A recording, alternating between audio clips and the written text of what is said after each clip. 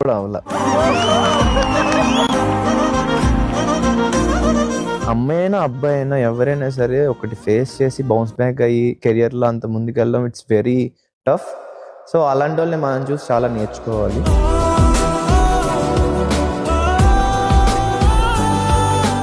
బయట కొంతమంది అమ్మాయిలు బ్రేకప్ అయిన గర్ల్స్ ఎవరైతే ఉంటారో వాళ్ళతో అబ్బాయిలు చాలా వాళ్ళని రూడ్ గా మాట్లాడేయడం కానీ రే బ్రేకప్ అయిందిరా లేకపోతే అలారా ఇలారా అని. అండ్ బ్రేకప్ అనేది కామన్ థింగ్. ఇప్పుడు మన ఫ్రెండ్స్ లోనే బ్రేకప్ అవుతుంది చాలా మంది. వాళ్ళని వదిలేస్తామా?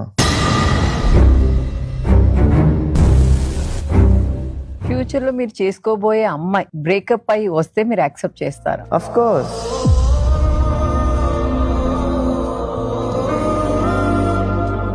మీ లైఫ్ లో ఎప్పుడైనా మీకు బ్రేకప్ అయిందా?